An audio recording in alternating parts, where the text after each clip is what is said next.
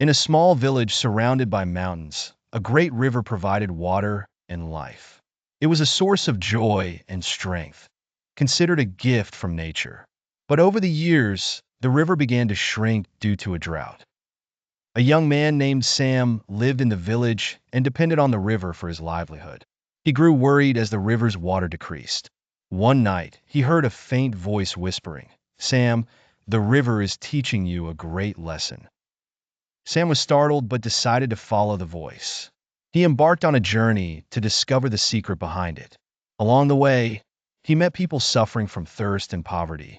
Despite his fear, he decided to help them with what little he had. With every drop of water he gave away, Sam felt a strange joy filling his heart. He noticed that giving, even in hard times, brought him inner peace. He learned that happiness isn't found in possession, but in giving and sharing. When the river was on the brink of drying up, Sam discovered that giving brought life back to the village. The people he helped began rebuilding their lives, and the rains returned, filling the river once again. The river that taught me to give became a symbol of generosity and solidarity. Sam learned that true happiness lies in bringing joy to others, even when life seems on the verge of drying up. After the river returned to life, it carried a deeper lesson. It became a symbol of renewal and hope. The village embraced the philosophy of giving that Sam had learned, becoming a close-knit community. Witnessing Sam's generosity, everyone started participating in acts of kindness. The strong helped the weak, the rich supported the poor, and no one expected anything in return. Even children learned to share with those in need.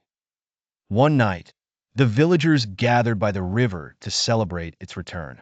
Sam stood before them and said, "This river has taught me that giving is the secret to life. We create a cycle of goodness that returns to us in unexpected ways."